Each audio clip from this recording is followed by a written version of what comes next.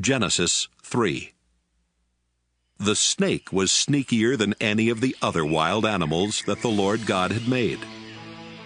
One day, it came to the woman and asked, "Did God tell you not to eat fruit from it?" They were not ashamed. Genesis 3. The snake was sneakier than any of the other wild animals that the Lord God had made. One day, it came to the woman and asked, "Did God tell you not to eat fruit from any tree in the garden?" The woman answered, God said we could eat fruit from any tree in the garden, except the one in the middle. He told us not to eat fruit from that tree or even to touch it. If we do, we will die. "No, you won't," the snake replied. "God understands what will happen on the day you eat fruit from that tree. You will see what you have done, and you will know the difference between right and wrong, just as God does." The woman stared at the fruit. It looked beautiful and tasty. She wanted the wisdom that it would give her, and she ate some of the fruit. Her husband was there with her, so she gave some to him, and he ate it too. Right away they saw what they had done, and they realized they were naked.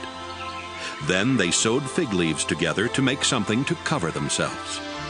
Late in the afternoon a breeze began to blow, and the man and woman heard the Lord God walking in the garden. They were frightened and hid behind some trees.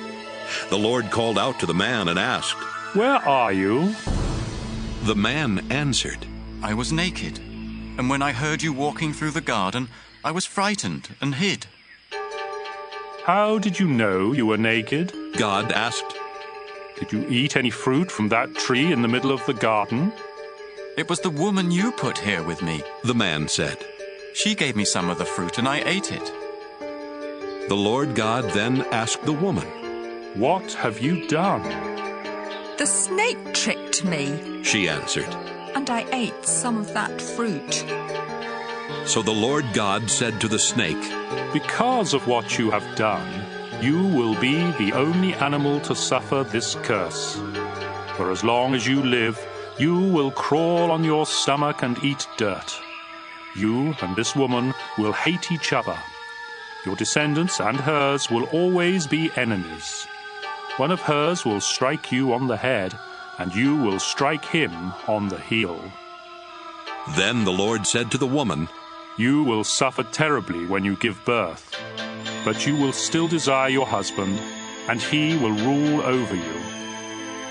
The Lord said to the man, "You listened to your wife and ate fruit from that tree, and so the ground will be under a curse because of what you did. As long as you live, you will have to struggle to grow enough food. Your food will be plants, but the ground will produce thorns and thistles. You will have to sweat to earn a living.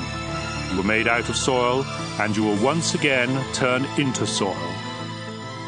The man Adam named his wife Eve because she would become the mother of all who live.